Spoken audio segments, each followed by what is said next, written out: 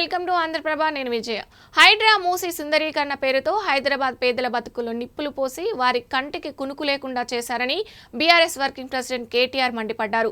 గత ప్రభుత్వం హయాంలో ఫార్మాసిటీకి సేకరించిన భూమిని పక్కన పెట్టి ఫార్మా కష్టాల పేరుతో గిరిజన జీవితాల్లో భయాన్ని నింపారని మండిపడ్డారు.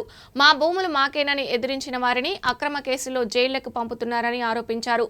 ఈ మేరకు ఆయన ఎక్స్ వేదికగా పనివంతుడు పందిరేస్తే కుక్కతోక తగిలి కూలిపోయిందంటూ ఎక్స్ వేదికగా చురకంటించారు. 11 నెలల కాంగ్రెస్ పాలనలో సంక్షేమం మాయమైందన్నారు.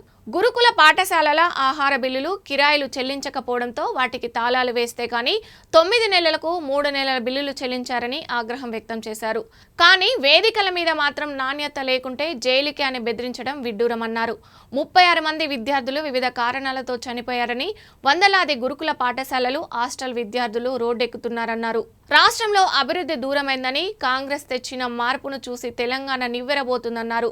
పత్తి, వరి, ధాన్యం కొనుగోలు చేపట్టక ఆందోళన చేసిన ప్రభుత్వంలో చలనం లేకపోవడంతో రైతన్నలు తక్కువ ధరకు అమ్ముకుంటున్నారని ఆవేదన వ్యక్తం చేశారు. 11 నెలల పాలనలో సంక్షేమం మాయమైందని, అభివృద్ధి దూరమైందని, కాంగ్రెస్ తెచ్చిన మార్పు చూసి తెలంగాణ నివ్వెరబోతుందన్నారు.